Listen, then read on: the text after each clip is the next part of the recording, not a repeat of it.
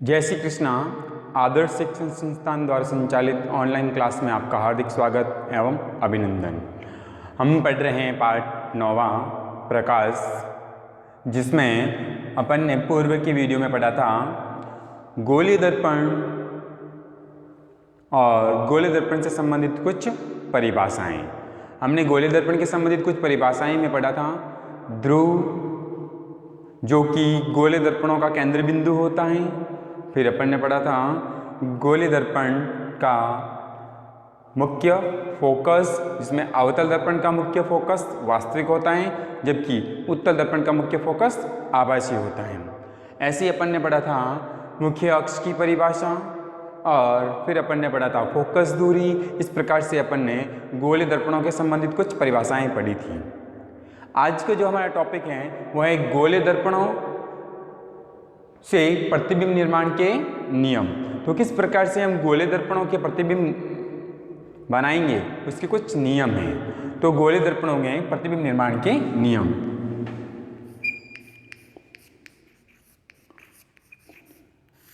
गोलीय दर्पणों प्रतिबिंब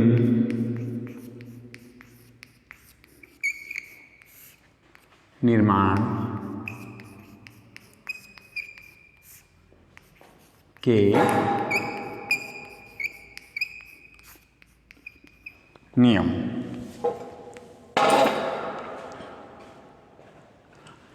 पहला नियम संख्या 1 क्या है? पहला नियम गोलीय दर्पणों में प्रतिबिंब निर्माण का पहला नियम क्या है? पहला नियम यह है कि मुख्य अक्ष के समांतर आने वाली प्रकाश की किरण गोलीय दर्पणों में परावर्तन के पश्चात फोकस से होकर गुजरती हैं। तो पहला हम नियम लिख लेते हैं।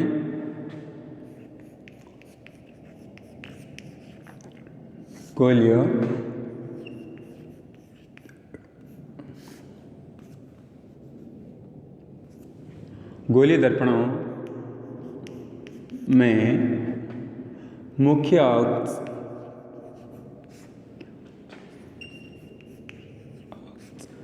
के समांतर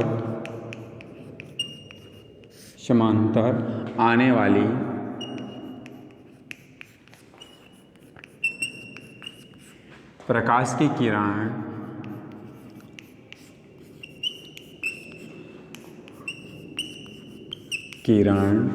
दर्पण में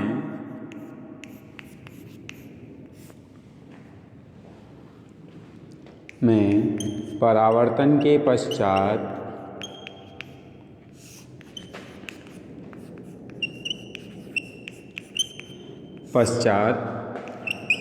फोकस से होकर गुजरती हैं।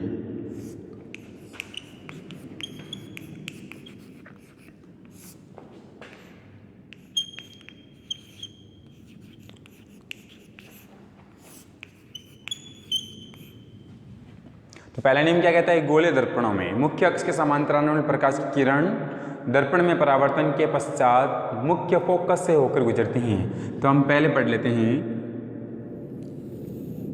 अवतल दर्पण क्या होता है। हमने पढ़ा था कि गोलीय दर्पण के जिस तरफ परावर्तक पृष्ठ अगर अंदर की ओर हैं और पॉलिश बाहर की ओर किया गया है, पॉलिश हमने बाहर की ओर किया है और अंदर परावर्तक पृष्ठ हैं अंदर की ओर, तब उसे हम अवतल दर्पण बोलते हैं। और परिभाषा भी अपन ने पढ़ी थी। तो मुख्य अक्ष क्या होता है? तो मुख्य अक्ष के लिए क्या होता है? दर्पण के केंद्र बिंदु जो होता है उसको अपन बोलते हैं ध्रुव, और ध्रुव को पी से प्रदर्शित करते हैं। ये इस गोले की इस तरफ होता है, तो वक्रता केंद्र इसका इधर होगा। तो ये होगा इसका वक्रता केंद्र C। और मुख्य अक्ष क्या होता है? ध्रुव और वक्रता केंद्र को मिलाने वाली काल्पनिक रेखा।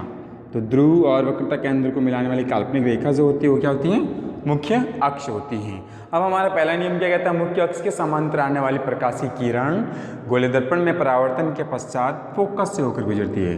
तो ये मुख्य अक्ष के समांतर आने वाली प्रकाश की किरण, और अवतल दर्पण में परावर्तन के पश्चात फोकस से होकर गुजरती है। ये पहला नियम है।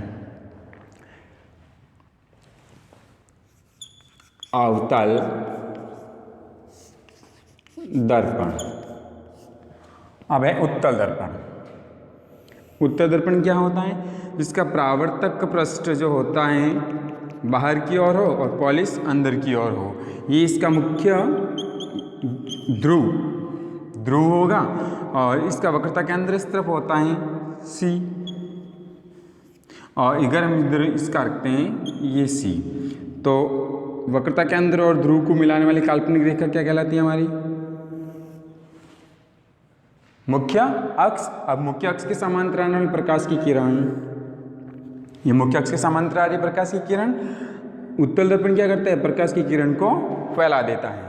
तब अपने को इसका मुख्य फोकस पता नहीं चलेगा ना, तब हम क्या करते हैं, इसको ये जो परावर्तित किरण है इसको पीछे की ओर बढ़ाते हैं, तो जिस बिंदु पर ये मिलती हुई प्रतीत होती हैं या जिस बिंदु से गुजरती हुई प्रतीत होती हैं उस बिंदु का हम क्या बोलेंगे? मुख्य फोकस। तो अवतल दर्पण के लिए वास्तविक होता है मुख्य फोकस, उत्तल दर्पण के लिए आभासी। यह उत्तल दर्पण। तो पहला नियम था ये। अब हम बढ़ते हैं नियम संख्या 2।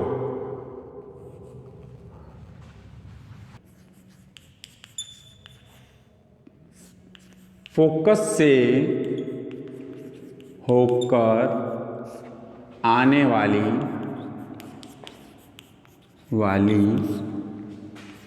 प्रकाश की किरण। पहले हम अवतल के लिए पढ़ लेंगे। अवतल दर्पण या फोकस से होकर आती हुई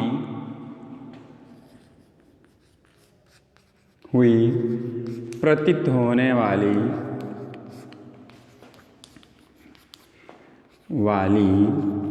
प्रकाश की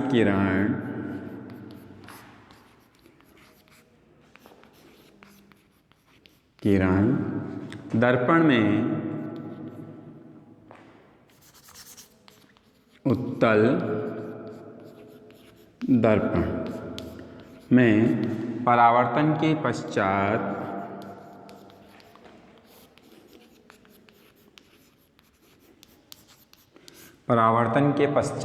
मुख्य अक्ष के समांतर हो जाती हैं। मुख्य अक्ष के समांतर हो जाती हैं,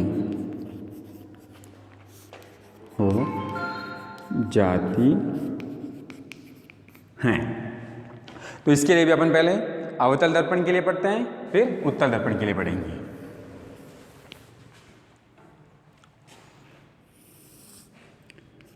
ये हमारा अवतल दर्पण है। ध्रुव इधर इसका मुख्य अक्ष होगा। मुख्य अक्ष क्या होता है? वक्रता केंद्र और ध्रुव को मिलाने वाली की एक काल्पनिक रेखा। तो फोकस से होकर आने वाली प्रकाश की किरण किसमें? अवतल दर्पण में, या फोकस से होकर आती हुई प्रकाश की किरण उत्तल दर्पण में परावर्तन के पश्चात क्या हो जाएगी? मुख्य अक्ष के समांतर हो जाएगी। तो ये है एफ फोकस। तो फोकस से आने वाली प्रकाश की किरण हम पहले अवतल दर्पण में पढ़ रहे हैं। तो फोकस से होकर आने वाली प्रकाश की किरण दर्पण में परावर्तन के पश्चात क्या हो जाएगा? मुख्य अक्ष के समांतर हो जाएगी। ये अवतल दर्पण के लिए है।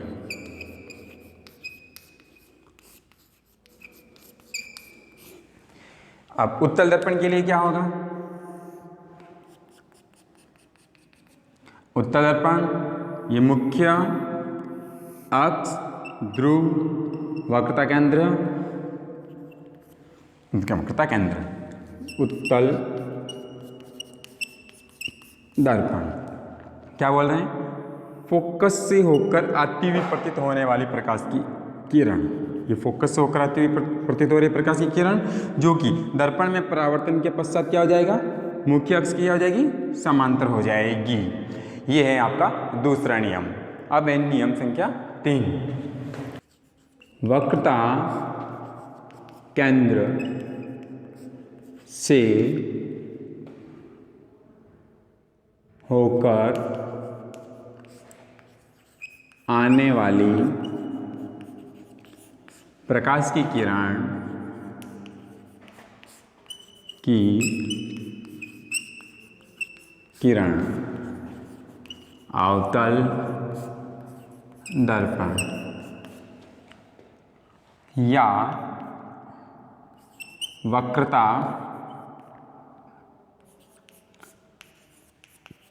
केंद्र से आती हुई प्रतीत होने वाली प्रकाश की किरण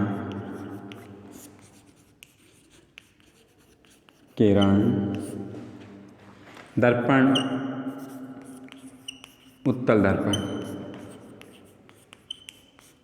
में परावर्तन के पश्चात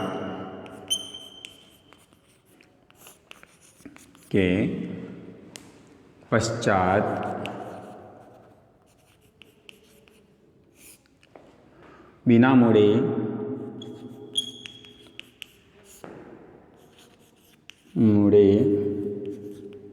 सीधी निकल जाती है।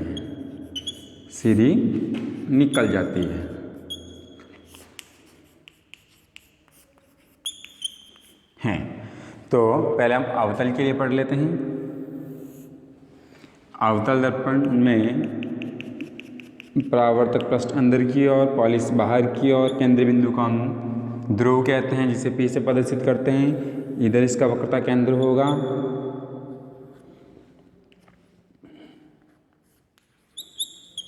वक्रता केंद्र को C से प्रदर्शित करते हैं।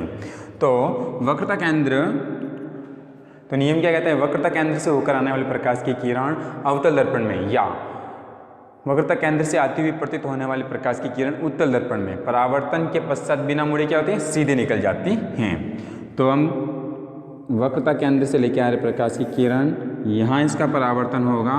परावर्तन के पश्चात बिना मुड़े क्या होती हैं? सीधी निकल जाती हैं। यह अवतल दर्पण में। अब उत्तल दर्पण में, ये उत्तल दर्पण, मुख्य अक्ष, ध्रुव, ये इसका वक्रता केंद्र, ये इसका इधर से वक्रता केंद्र, क्योंकि इसका इस तरफ होता है। तो अब अपने को दिख रहा है कि वक्रता केंद्र से आती हुई प्रतीत होने वाली प्रकाश की किरण, तो हम इसको डॉट डॉट से दर्शाएंगे। आती हुई प्रकाश की किरण उत्तल दर्पण में परावर्तन के पश्चात बिना मुड़े सीधी निकल जाती हैं। ये है आपका तीसरा नियम उत्तल दर्पण और अवतल दर्पण में। चौथा और अंतिम नियम क्या है वो पढ़ते हैं। आपतन कोण तथा परावर्तन कोण का मान बराबर होता है। तो पहले अवतल दर्पण के लिए पढ़ लेते हैं हम। जिसका परावर्तक पृष्ठ अंदर की ओर और पॉलिश बाहर की ओर हो उसे हम अवतल दर्पण कहते हैं। केंद्र बिंदु को ध्रुव या P कहते हैं। इधर इस तरफ इसका वक्रता केंद्र होगा। वक्रता केंद्र और ध्रुव को मिलाने वाली काल्पनिक रेखा को हम मुख्य अक्ष कहते हैं। अब हम कहते हैं कि आपतन कोण और परावर्तन कोण का मान क्या होता है? बराबर। तो अपन ने पढ़ा था कांच की सतह पर परावर्तन, जिसमें अपने परावर्तन के नियम पढ़े थे।